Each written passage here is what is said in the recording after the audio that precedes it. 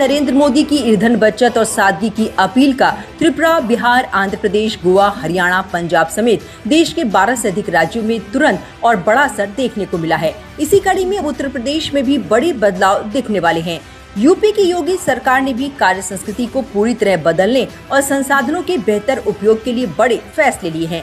अब सरकारी दफ्तरों से लेकर निजी क्षेत्र की बड़ी कंपनियों तक कामकाज का तरीका बदलने जा रहा है। इसका मकसद न केवल बिजली और पेट्रोल डीजल की बचत करना है, बल्कि प्रदूषण को कम करना और एक आधुनिक कार्यशैली को अपनाना भी है। बता दें कि मुख्यमंत्री योगी आदित्यनाथ ने पीएम मोदी के आह्वान के बाद यूपी में एसी से लेकर वर्क फ्रॉम होम तक की नई पॉलिसी तय की है। यह निर्णय सीएम योगी ने मंत्रिमंडल विस्तार के बाद बुधवार को मंत्रियों के साथ हुई पहली बैठक में लिया है। आइए अब जान लेते हैं कि तय की गई पॉलिसीज में क्या क्या है।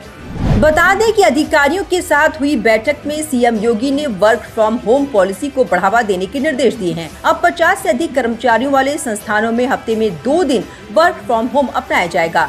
शासन प्रशासन में डिजिटल और वर्चुअल माध्यमों का अधिकतम उपयोग हो और अंतर जनपदीय बैठकें, ट्रेनिंग प्रोग्राम और समिति बैठकें हाइब्रिड मोड में आयोजित की जाएंगी। साथ ही सचिवालय और निदेशालय स्तर पर सभी कार्यालयों में एयर कंडीशनर का तापमान 24 से 26 डिग्री सेल्सियस के बीच रखने का भी निर्देश दिया गया है।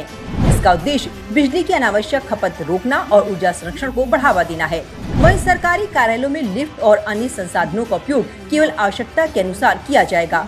वहीं सीएम योगी ने अगले 6 महीने तक प्रदेश सरकार के सभी मंत्री और वरिष्ठ अधिकारियों को आवश्यक दौरों को छोड़कर विदेश यात्रा से बचने के निर्देश दिए हैं। साथ ही सीएम ने आह्वान किया कि मंत्रीगण हफ्ते में कम से कम 1 दिन सार्वजनिक परिवहन का इस्तेमाल करें और मंत्रीगण अपने वाहन फ्लीट को 50% तक कम करें। सीएम ने तय किया है कि प्रदेश में सौर ऊर्जा और इलेक्ट्रिक वाहनों को बढ़ावा दिया जाएगा। सरकारी भवनों से लेकर रिहायशी कॉलोनियों, स्कूल और महाविद्यालयों में सौर ऊर्जा का इस्तेमाल होगा। इसके साथ ही इलेक्ट्रिक वाहनों के लिए नई नीति तैयार की जाएगी ताकि प्रदूषण में कमी लाई जा सके।